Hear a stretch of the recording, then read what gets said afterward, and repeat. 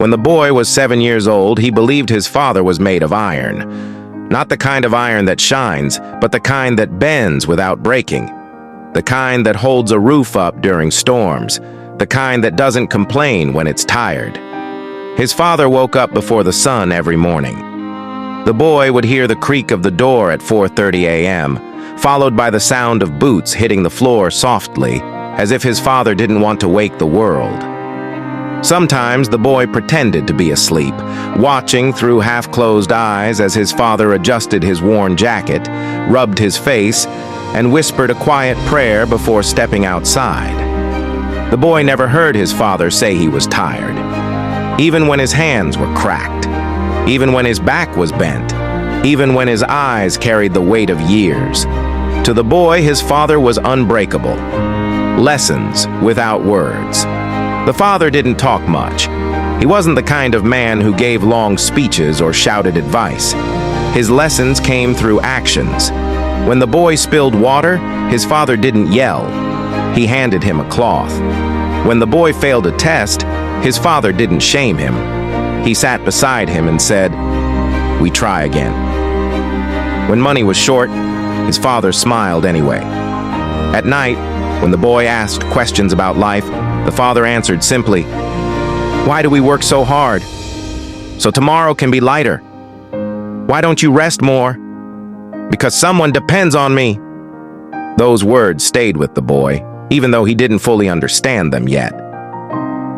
The day. Everything changed. When the boy turned 13, things began to shift. He noticed the pauses in his father's steps, the quiet sighs after long days, the way his father sometimes sat alone, staring at nothing. One evening, after school, the boy found his father sitting on the porch, holding his lower back. His face showed pain, real pain, not hidden, not masked. "Dad, are you okay?" the boy asked. His father smiled. "I'm fine." But this time, the boy knew it wasn't true. That night, for the first time in his life, the boy couldn't sleep. A strange fear settled in his chest. The man he thought was iron was flesh. The shield he leaned on had cracks, and that scared him. The first argument. At 16, the boy wanted freedom. He wanted to hang out late, chase excitement, prove he was grown. His father said no. "You don't understand," the boy snapped. "You don't trust me." His father looked at him quietly. Then he said something that cut deeper than anger. "I trust you.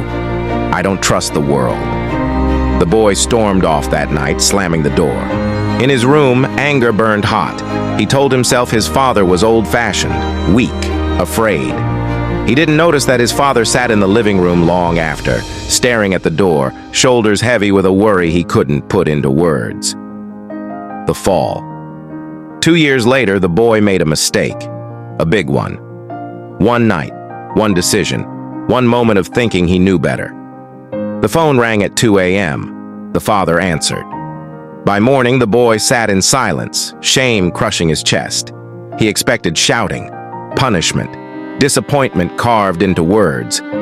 Instead, his father arrived, eyes tired, clothes wrinkled, face calm. He paid the price. He handled the mess.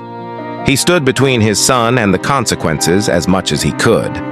On the ride home, the boy finally broke. "I'm sorry," he whispered.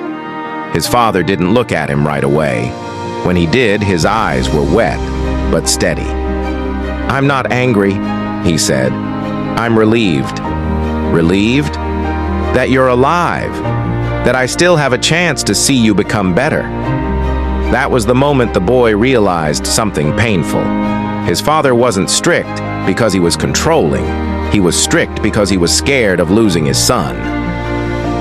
Seeing the man behind the father years passed, the boy became a man, and the man began to see things clearly.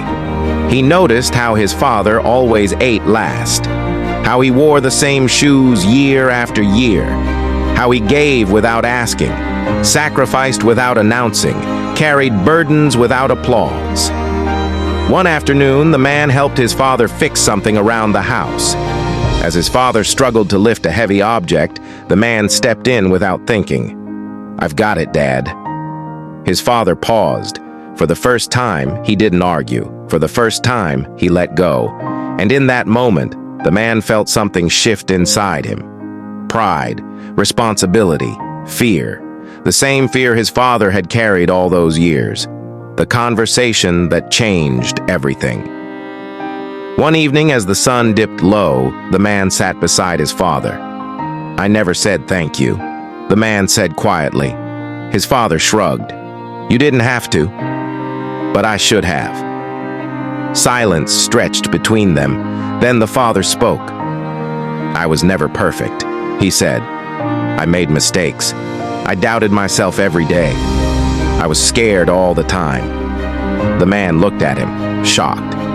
"You were?" His father nodded. Being a father means being afraid, but standing anyway. That sentence stayed with the man forever. People think life changes with motivation, with a good book, with the right podcast, with inspiration, with a New Year's resolution. But that's not how real change happens for men. Men don't transform from feeling inspired. Men transform from feeling disgusted. A man improves when he gets fed up with his own excuses, when he gets tired of seeing the same failures repeat themselves, when he gets tired of disappointing himself, when he gets tired of being tired. The moment a man says, "Enough, not one more day, I refuse to keep living like this," everything changes. Not because the world changes, not because circumstances change, but because he changes. A switch flips, a fire starts, a resolve forms. This decision doesn't come from strength. It comes from suffering. It comes from pain. It comes from the version of himself he no longer wants to be. And the moment he makes that decision, something powerful happens. He becomes accountable to the man he wants to be, not the man society expects him to be, not the man his friends want him to be, not the man his family thinks he should be, but the man he sees in his mind when he imagines his highest potential. Once he decides he has suffered enough, suffering becomes fuel, pain becomes purpose, hurt becomes hunger, sadness becomes strength, failure becomes fuel, loneliness becomes leverage. The suffering that once broke him now builds him.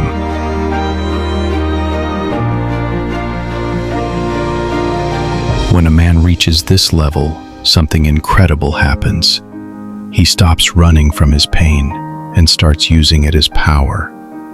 He stops avoiding challenge and starts seeking growth.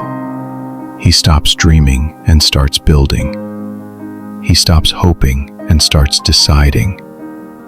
He stops wishing and starts working. Because the unstoppable man understands the truth. Strength isn't born from success. Strength is born from suffering. Once you refuse to suffer the same way again, this is where life flips. This is where identity forms. This is where a man finds himself. In the discipline, in the struggle, in the suffering he chose to overcome.